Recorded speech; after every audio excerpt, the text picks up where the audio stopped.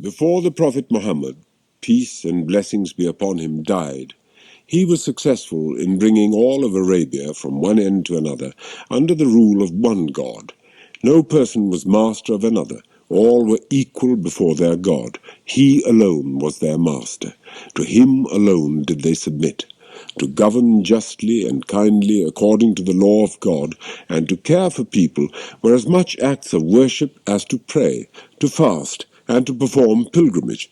This was what the blessed Prophet taught and practiced. After he died, his followers chose Abu Bakr to lead them and rule over them. He was called Khalifa Rasulallah, which means successor to the Messenger of God. They called him Khalifa or Caliph, as he was not only a successor of the blessed Prophet in government, but he was also bound to lead the people on the path to Allah in accordance with his guidance and the traditions and examples given by the blessed Prophet. For Caliph also means agent or viceroy. They also called him Amirul Mu'minin, which means the ruler of the believers. After Abu Bakr, Umar, Uthman, and Ali were elected caliphs. All were true followers of the blessed Prophet and closely observed his example.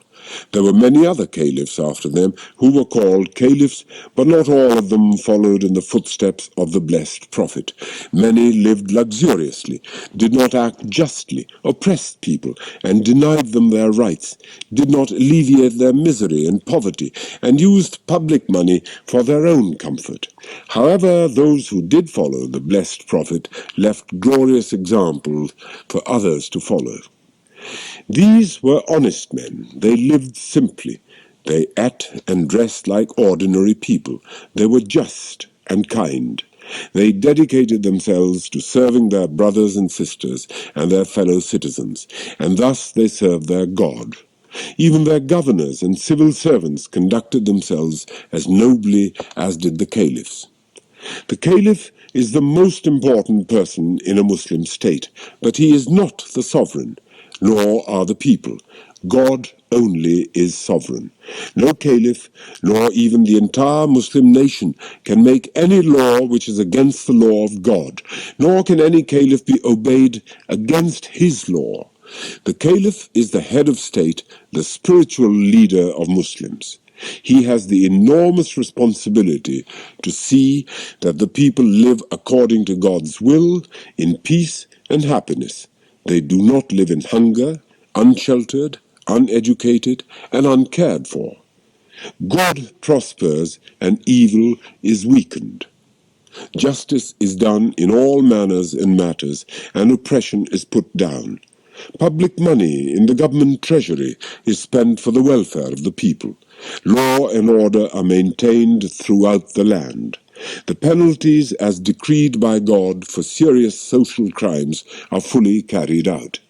You can see from this list what an important job a caliph has. Because the caliphs were successors to the blessed Prophet, they looked after their people as a father would his children. This involved doing three things. Firstly, they set a good example in their own lives and showed others how to live properly. They never used their office nor the treasury for their own ends. Secondly, they were very particular in taking good care of the poor and needy. And thirdly, they treated all as equals, the mighty and the weak, the high and the low, the rich and the poor. Here are some stories about the early caliphs.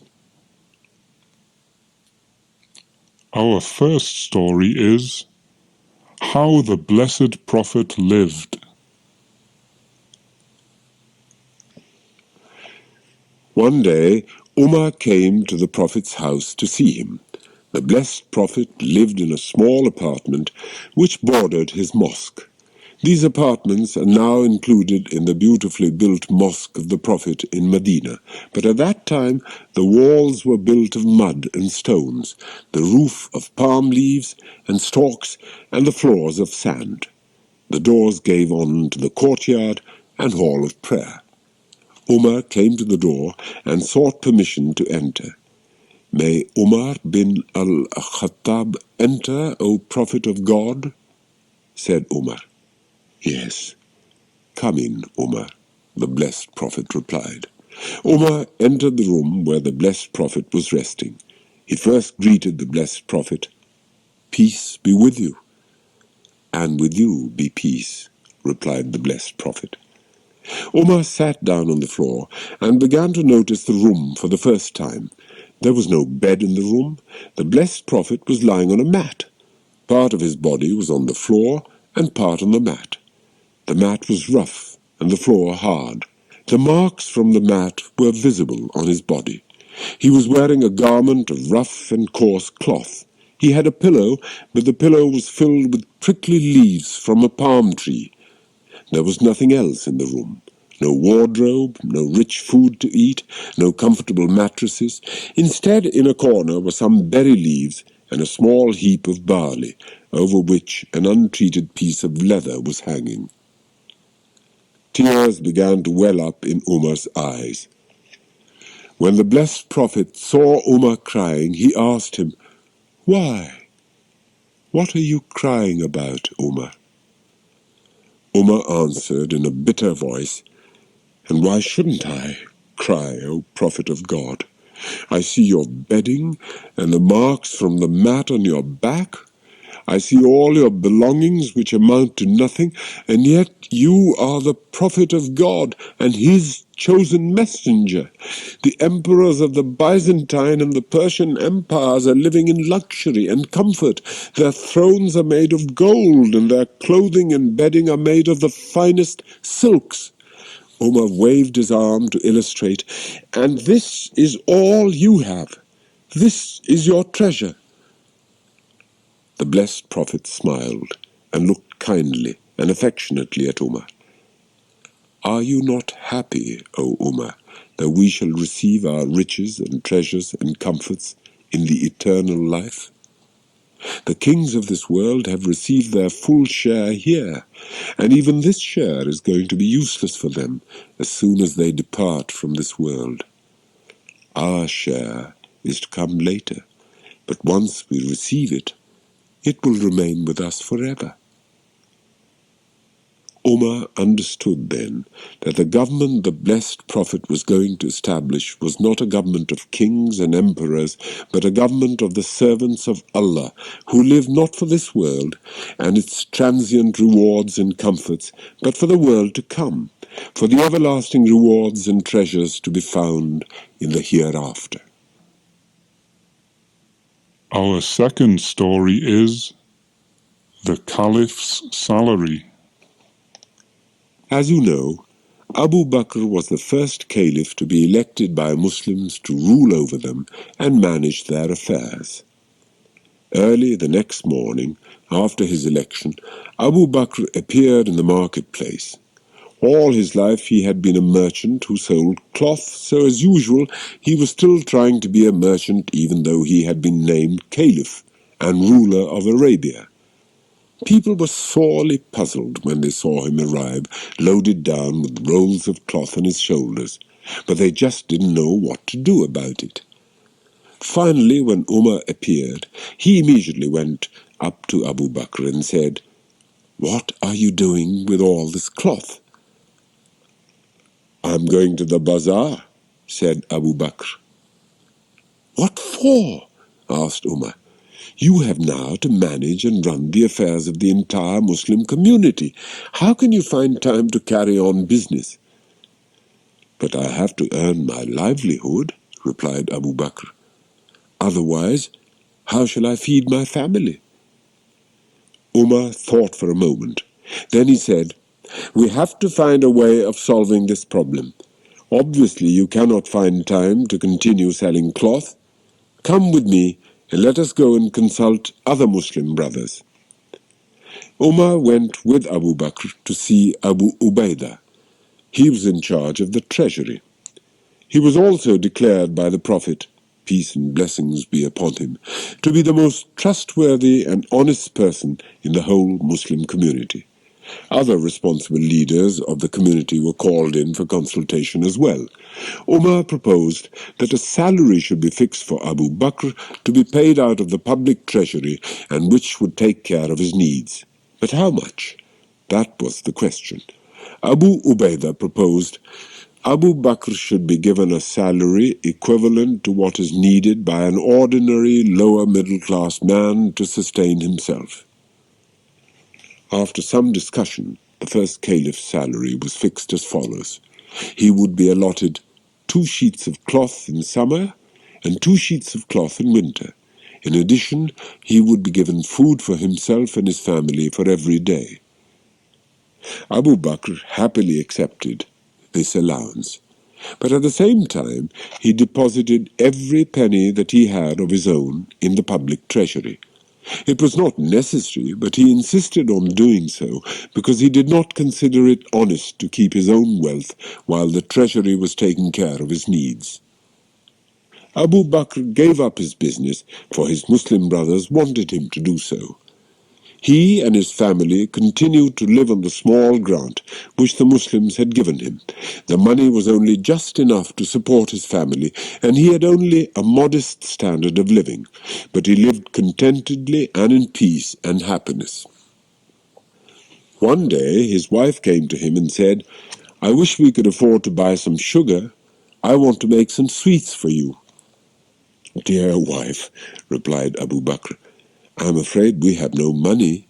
You could go to the Baytul Mal, the public treasury, for some, but the money in the public treasury belongs to the people. It has to be used for their welfare and for the state. It would not be right for us to take any more than what has been fixed as our salary." His wife graciously accepted what Abu Bakr said, but she still wanted to make him some sweets. So every day she saved a little something from the money she had for housekeeping. After a few days she had enough money to buy some sugar and make some sweets, which she did. "How did you manage to buy sugar to make sweets?" said Abu Bakr, when he saw the sweets at dinner. His wife replied, "I saved a little money each day from the housekeeping. That is where I got the money from." "I am amazed," said Abu Bakr. "Although you have saved money every day to buy sugar, we still seem to have eaten well. This shows that we have been taking more money from the treasury than we really need." Abu Bakr then reduced even further his own very small grant from the government, and he and his wife lived off that small grant for the rest of their lives. Around 2 years later, when Abu Bakr was about to die, he called all his children to his bedside. "I would like to know the total sum of what I have used from the treasury," said Abu Bakr. The children made calculations and told him the exact amount that he had drawn from the public treasury. "When I am dead, sell my property and deposit whatever I have in the Baytul Mal, so that every penny has been replaced," said Abu Bakr. By this final and conclusive decision, he left nothing in his will, but repaid all that he had received from the state during his lifetime. When Umar, who was elected to fill the vacancy caused by the death of Abu Bakr, was informed of Abu Bakr's last decision, he simply wept. "Oh, Abu Bakr, you have set an example which those who come after you will find almost impossible to follow." Our third story is the Caliph's clothes. Umar, who was the second Caliph, received the same salary as Abu Bakr. He used to dress simply and eat frugally. He used to wear old clothes which had patches and were threadbare. His shoes often had holes in them. He often had nothing to eat but barley bread and olive oil. And yet, under him, the Islamic government extended as far and wide as Iran, Iraq, Syria, Egypt, and even North Africa. The Roman and Iranian empires crumbled, and their riches and treasures flowed into Medina. Umar was a wise, just, and popular caliph, He had many friends who loved him because he was such a good man, but even so his friends could not understand why he dressed so badly and ate so poorly. "It is not right," they used to say. "Don't you see how he dresses and how he lives? We Muslims have entered Iran and Iraq. We now rule over fertile lands. We have wealth and riches. There is no need for our Caliph to go around in old, tattered clothes and have almost nothing to eat. Kings and princes and ambassadors and deputations come here from many lands and mighty empires, and they wear tunics of the finest silk. Why cannot our Caliph be like them?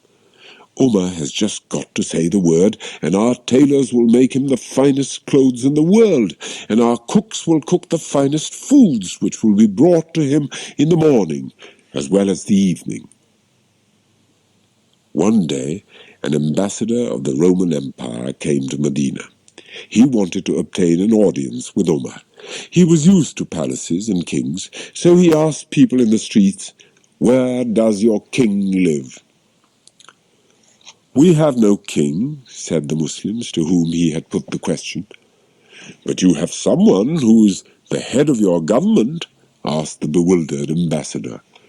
"Yes, we have appointed one from amongst us who looks after the affairs of state.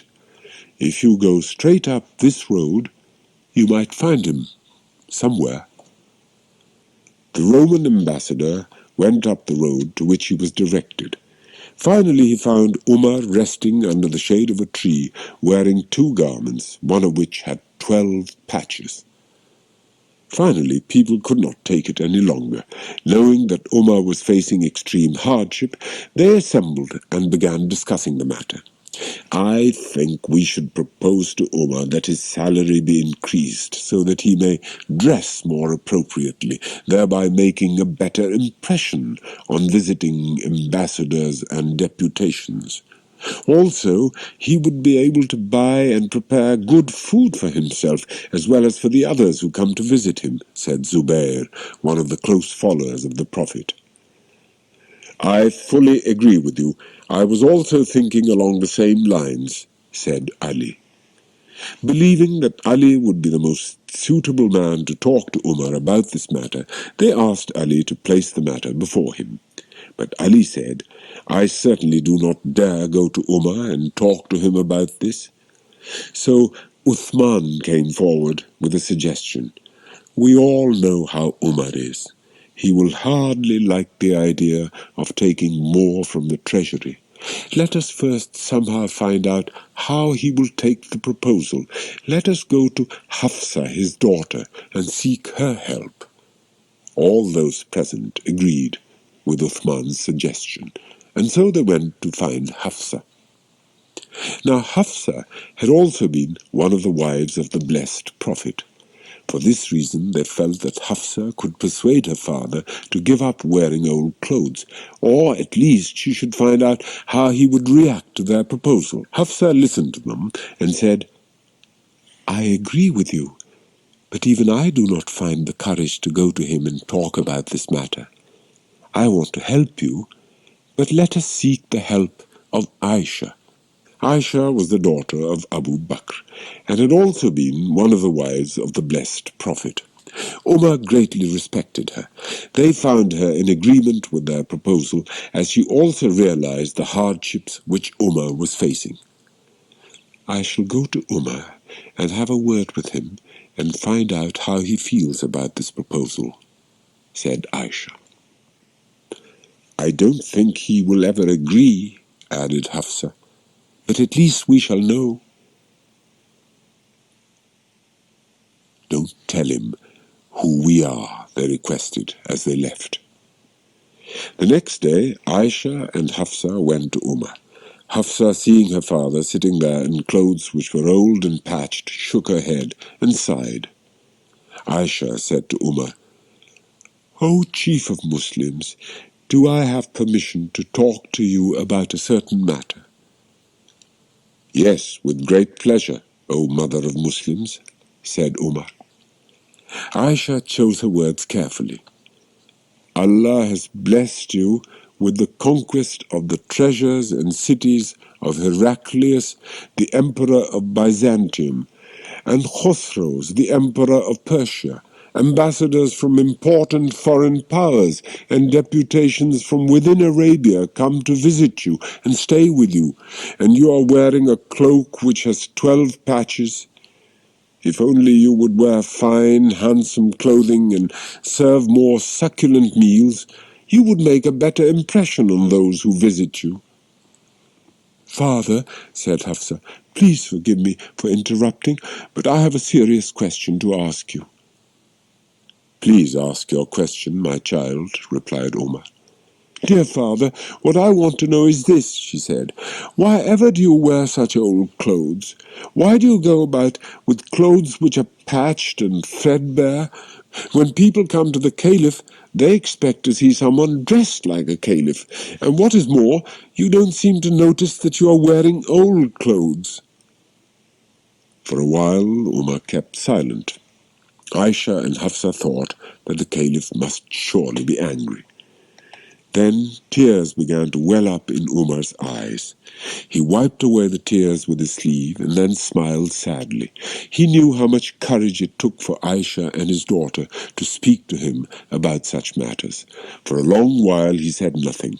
Then he looked at them carefully and said to them, "You were the wives of the Prophet. If anyone knows how he lived, you do." Then he turned to Aisha. "Tell us, O mother of Muslims, did the Prophet ever eat wheat bread, or 3 days running? Was his stomach ever full, or did he ever have complete meals both in the morning and in the evening?" "No," said Aisha, "not till the day he died." "And you know, Aisha, that the Prophet had a cloak without a lining which he used to put on in the daytime, on which he used to sleep at night," said Umar. "Yes," said Aisha. Umar continued, "And there was a mat in his house on which the Prophet used to sit in the daytime, and when night came he used to sleep on the same mat?" Aisha could not contradict him. "Yes, you are right, Umar." And then Umar turned to Hafsa. "Tell me, when the Prophet went to sleep, what did he use for a bed? Didn't you tell me, Hafsa, something like this? I had a mat in my room. When the Prophet wanted to go to sleep, I used to spread the mat out on the floor, so he would lie down on that mat, but the mat was rough and the floor hard. Very often he woke up with the marks from the mat on his back. In fact, I felt he did not sleep at all well on the mat. And didn't you, Hafsa, also tell me, one night I folded the mat over double to make it more comfortable for him to sleep on, and that night the Prophet slept so well, in fact, that he did not get up for the pre-dawn prayer. Only when Bilal called the azan did he wake up. As soon as he woke up, he asked me, 'Oh, Hafsa, what did you do with the mat last night?' When I told him, he asked me not to fold the mat over double again. He wanted to sleep in the mat as it was before. And don't you know, Hafsa, that all the Prophet's errors were forgiven? Still he used to be hungry when evening came, and used to stand and bow and prostrate himself before Allah for long hours during the night. You have both been the wife of the Prophet. You both are the mothers of Muslims," said Umar to Aisha and Hafsa. "Have you come to me in order to lead me to the comforts of this world, to give up the rewards of the hereafter? The only example I would like to follow is the example of my two friends, Muhammad and Abu Bakr. I know I wear old clothes, and I know my friends all talk about me for doing so. My clothes are uncomfortable and look awful, So is my food, which many do not want to share with me. But I also know that the Prophet and Abu Bakr lived a very simple life and cared little for their own comfort.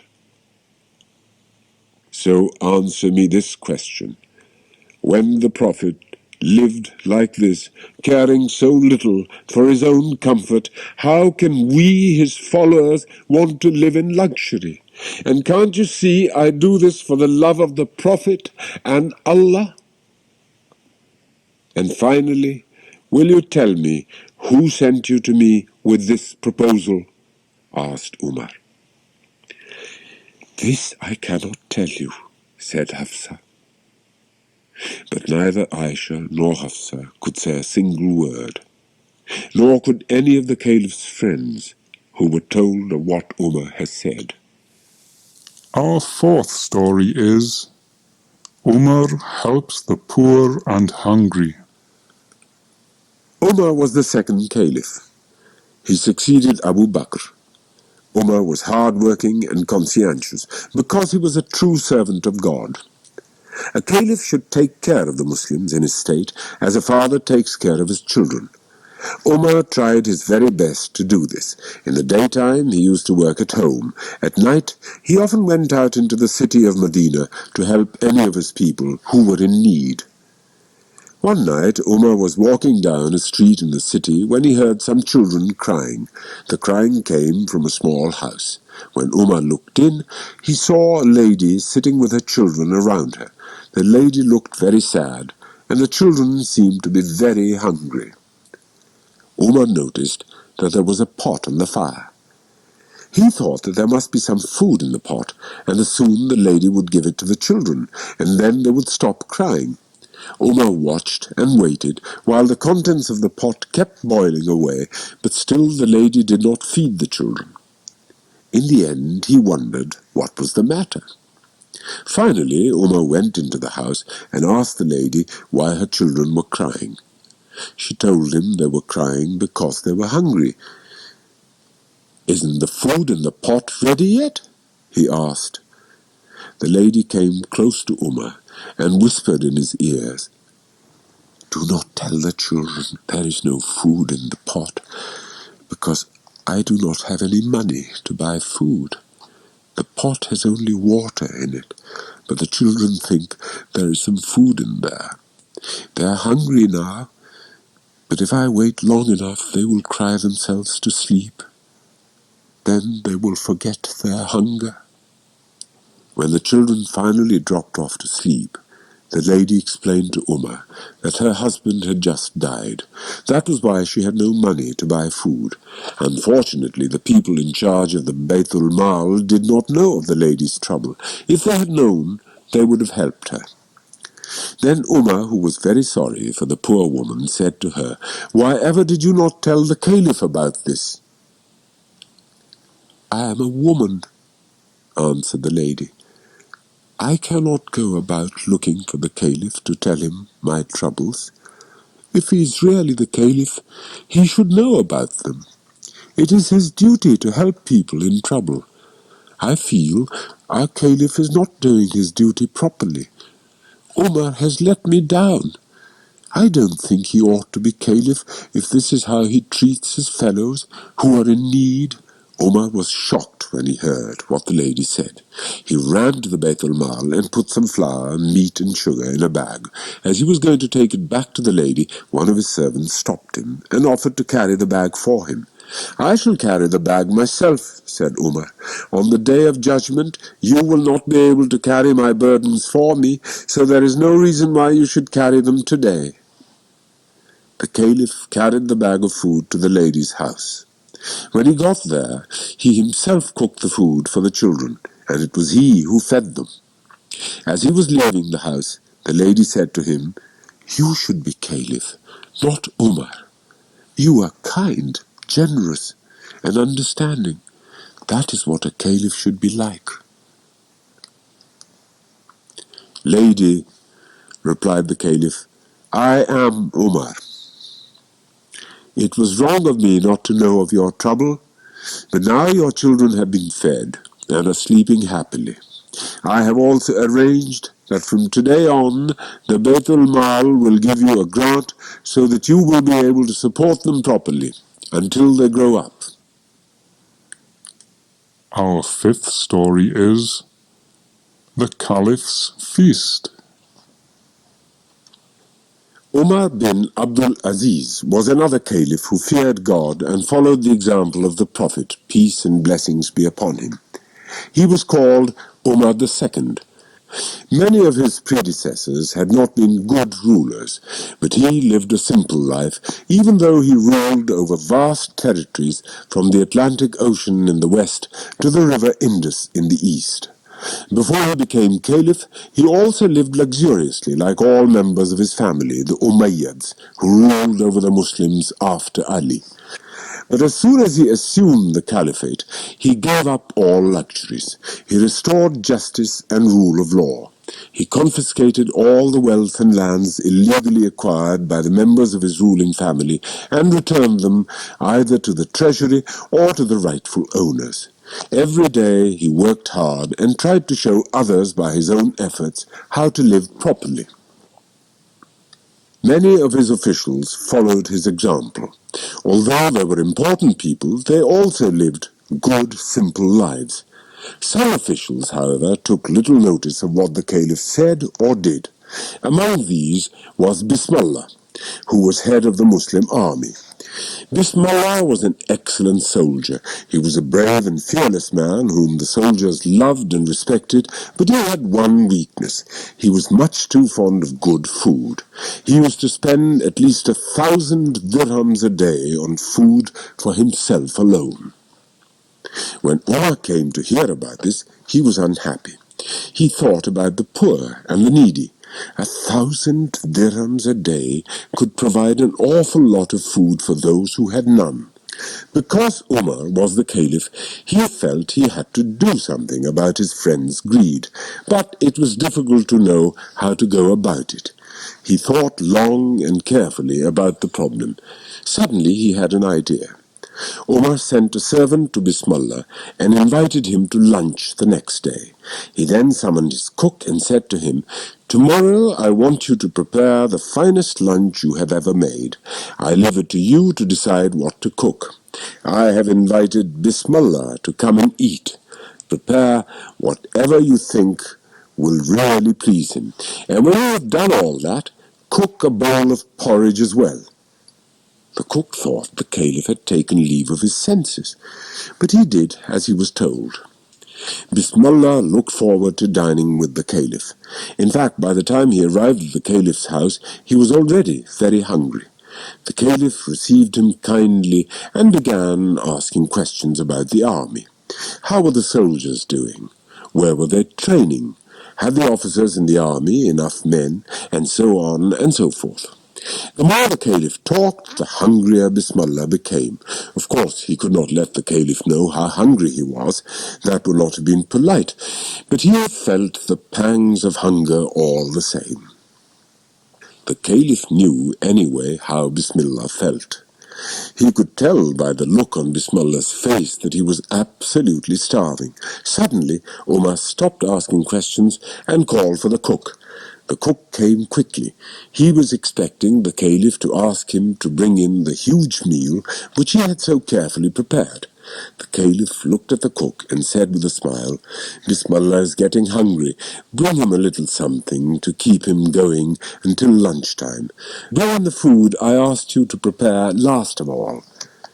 The cook, dismayed by this request, came back with the bowl of porridge, which he placed before the caliph, who offered it to Bismillah, who was so hungry that he immediately started to gobble it down. When Bismillah had finished eating the porridge, Omar asked him a few more questions. Then he called for his cook again and asked him to bring in the lunch. The cook was delighted. He had worked very hard to prepare such a splendid meal. Bismillah just loved roast peacock, curried lamb, saffron rice, honey cakes, and sweetmeats. But Bismillah took one look at the food and said, "I'm afraid I cannot eat another mouthful.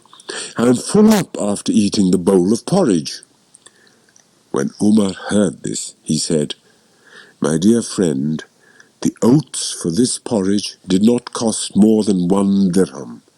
Tell me, if you can eat well for 1 dirham, why do you spend more than 1,000 dirhams a day buying food for yourself alone? Allah does not like spendthrifts. If you spent those 1,000 dirhams on the poor and needy, Allah would love you more. Bismillah was so impressed by what the Caliph said that from that day on he spent much more of his money on helping the poor than on feeding himself. Our last story is The Governor Who Was a Pauper. In the days when Umar was Caliph, he was presented with a problem which he found very difficult to solve. After considerable thought, he summoned his friend and colleague Sa'id bin Amir to his side. "Sa'id," said Umar, "I just don't know what to do. The people of Homs have come to me for the 5th time complaining about their governor. I have tried to accommodate them by appointing men whom I thought were suitable, but apparently each one turned out to be a disappointment in one way or another. There just isn't anyone left to whom I can entrust such a position, except," he added, "for one who happens to be facing me at this moment. And so," continued Umar with a smile, "I hereby appoint you governor of Homs." Sa'id was completely taken aback. He knew the people of Homs were difficult to accommodate. Sa'id felt he was in no way qualified to govern anyone, let alone the people of Homs. He shook his head unhappily. "Umar," he said, "by Allah, I plead with you not to place such a trial before me. I could never undertake such a position." "What?" exclaimed Umar, suddenly losing his temper. "You helped saddle me with the responsibility of the Caliphate, and now you won't help me carry out that responsibility? I won't stand for it, Sa'id. You will just have to accept this appointment, whether you want to or not. This is an order I am giving you." Sa'id had no other option but to obey Umar. After he had settled his affairs in Medina, he reluctantly came to say goodbye to Umar. "Now, brother," said Umar, appeased, "don't look so distressed. I am convinced that with Allah's help you will be able to handle the job perfectly well. Now, one last matter. Let us decide on your salary." Sa'id looked surprised. "What do I need with a salary? What I receive from the treasury is more than enough." Umar laughed. "Allah will be with you, Sa'id," he said, and to show that he was well pleased, embraced him and sent him on his way. Off went Sa'id to Homs, and for some time Umar heard nothing from that part of the world. Umar was relieved. Things must finally be going smoothly, he said to himself. I was right in appointing Sa'id. One day a delegation from the people of Homs turned up at Umar's house, as was customary several times a year. Umar asked them for news of their district, and they replied to Umar's satisfaction.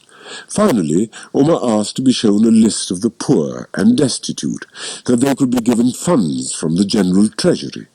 The list was given to Umar, who checked it over and frowned. "Who is this Sa'id bin Amir? Can there be two such people with the same name?" he asked. "Certainly not," replied the delegate. "That is Sa'id bin Amir, our governor." "What? You write his name down here as if he were a pauper?" "But he is a pauper, respected brother," replied the other with arms outstretched. "He is the poorest amongst us. Days pass when you will not smell cooking from his stove, I warrant you." Omar dropped his head, and when he raised it again, the visitor noticed his beard was damp with tears. "We shall take care of this," said Omar softly, and asked the delegation to retire. When the delegation headed home the next day, they were carrying 1,000 sovereigns from the Caliph Umar to be given to Sa'id bin Amir, governor of Homs. Once back at Homs, the delegation proudly presented the gift to Sa'id in a sheepskin purse. Sa'id thanked them warmly, but when they had left and he discovered what the purse contained, his face paled, and he dropped the purse as if it was a curse. "From God we come, and to God we return," he murmured, as one does when faced with death. His wife, overhearing him, was shocked. "Oh, what has happened?" she exclaimed. "Who is dead? Did the Amirul Mu'minin die?" "Worse than that," answered Sa'id. "Worse than that? What could be worse, dear husband?" "What would you say if something came to lure me away from the everlasting life? What would you say if corruption entered our house?" "Why, get rid of it," cried his wife. "Flee from it." "And will you help me do it?" asked Sa'id of his wife. "With pleasure, husband," she replied. So by the end of the day, the 1,000 sovereigns which Umar had given Sa'id were distributed amongst the poor of the regions of Homs. It wasn't long after that Umar, who was making his regular visit around the provinces, stopped at Homs. As soon as he arrived, the inhabitants gathered around and began complaining again about their governor. Umar was astounded and dismayed. "How do you expect me to believe you this time?" he scolded. "5 times in succession I have replaced a governor in Homs, and recently I have sent you the best man I have, a faithful and true servant of Islam, and still you dare to complain. This time I insist that Sa'id bin Amir be present in person to defend himself against your charges, and you will soon see, ungrateful lot that you are, how mistaken you must be." With this said, Umar marched off to his quarters, but in his heart he wondered secretly how Sa'id could have displeased these people, and he prayed to Allah that his good opinion and faith in Sa'id be not shaken. The next morning, everyone, including Sa'id the governor, assembled at Umar's quarters. "Now," announced Umar in a loud voice, "may the first man who wishes to voice a complaint against your governor come forward." From out of the crowd stepped a young man, robust and strong, who was evidently not afraid to speak his opinion before the Caliph. "O leader of the faithful," he began, "the fact is that our governor is lazy. He does not come out of his house until late in the morning."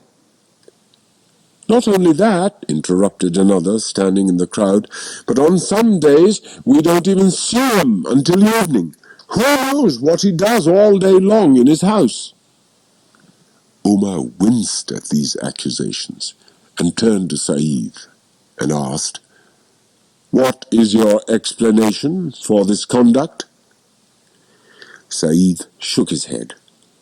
"Allah is witness that what I am about to confess is both distasteful and embarrassing to me.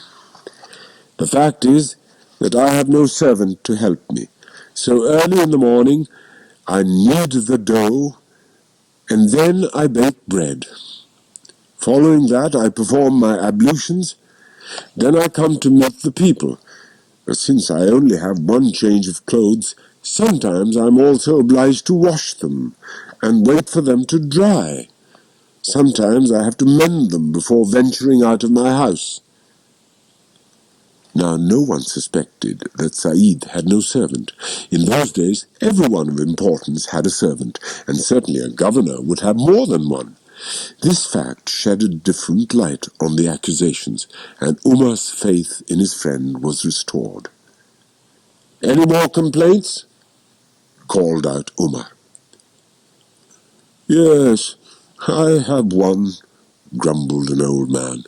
"We older citizens like to gather in the evenings and talk about the past, but Sa'id here is unfriendly and never wants to join us." Umar turned again to Said for an explanation. Well, the fact is that I would rather keep vigil at night and worship Allah than to talk idly of past glories, confessed Said.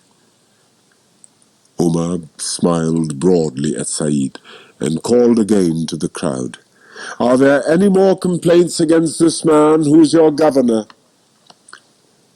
Well, yes, there is, cried a merchant. When he does join us, he quite often seems to be thinking of other things, and once he even fainted before our very eyes for no particular reason. At these words, Said's face turned dark, and he bowed his head for a moment. Umar waited for his friend to speak. Finally, Said began to explain in a low voice. I have not always been a Muslim, as you know. There was a time when I was an idolater, and that period of my life is always horrible for me to remember. The time I passed out, I was remembering when Khubayb bin Adi was being tortured to death. I was there, and I watched as they cut his body into pieces, and he not dead yet. Here Said shielded his eyes with his hands and began to sob. I did nothing to stop them. I just stood there. And then when they asked him if he would prefer Muhammad to be in his place, he replied, Never. 1,000 times will I accept death rather than allow even a thorn to prick Muhammad's side. Ah, when I remember that, I did not lift a finger to help this saintly man. My self-disgust overwhelms me, and I feel as if God will never forgive me. A long silence followed this confession. Umar, touched by the story and proud of his friend, exclaimed, Praise be to God! Said is indeed a true servant of God, and my faith in him is justified. Umar then sent another 1,000 sovereigns to Said in order to ease his situation. When his wife saw the money, she was delighted. Praise be to God, she exclaimed. Now we will be able to hire a servant to help us with the housework and have something left over for ourselves. Dear wife, said Said, stroking his wife's head gently, shall I tell you what would be even better than that? What could be better than that? Asked his wife. We shall give it to someone who will give it back at a time when we might be in even greater need than now. And how will that be?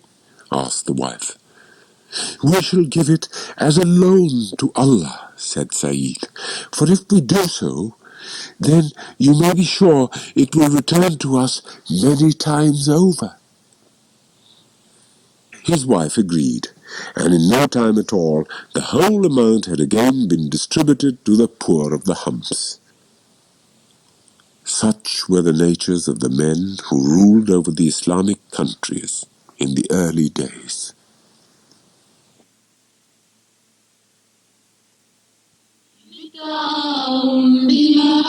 بالمحبة يصبح الناس أحبة الناس أحبة بالتعاون بالمحبة يصبح الناس أحبة الناس أحبة كلهم يملأ قلبه بالتآخي والمحبة أنا لا أحمل حقدا في فؤادي أو شرورا أنا لا أحمل حقدا في فؤادي أو شرورا مسلم أحمل أحمل ودا مالئا قلبي الطهورة بالتعاون بالمحبة يصبح الناس أحبة بالتعاون بالمحبة يصبح الناس أحبة كلهم يملأ